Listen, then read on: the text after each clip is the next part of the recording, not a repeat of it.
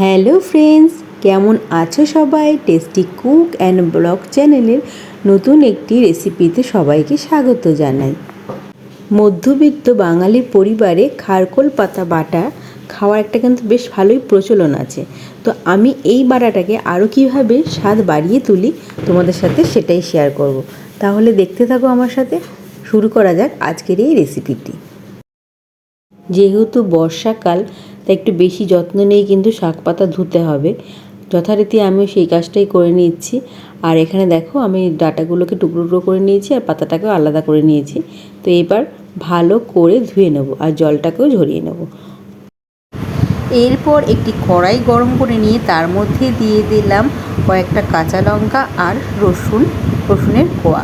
তো এগুলোকে আমি শুকনো খোলায় একটু ভেজে নিচ্ছি।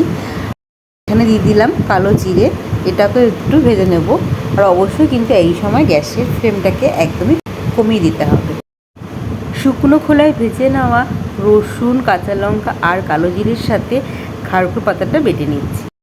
সব কিছু দিয়ে খারকুল পাতাটা বাটার পর দেখতে ঠিক এই রকম হবে, জল জলে। তেলটা গরম হয়ে এলে এর মধ্যে দিয়ে দিলাম বেটে রাখা খারকুল পাতাটা। আর এখন কিন্তু গ্যাসের ফ্লেমটাকে একদম লোতে রেখে আস্তে আস্তে টানিয়ে নিতে হবে। পরিমাণ মতো লবণ, হলুদ আর একটু মিষ্টি দিয়ে দিলাম।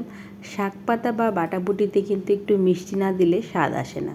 তো এভাবে গ্যাসের ফ্লেমটাকে লোতে রেখে আস্তে আস্তে করে নাড়িয়ে নিতে হবে। এরপর এখন আমি এখানে দিয়ে দিচ্ছি লেবুর রস। তো কেমন লাগলো আজকে আমার রেসিপিটি?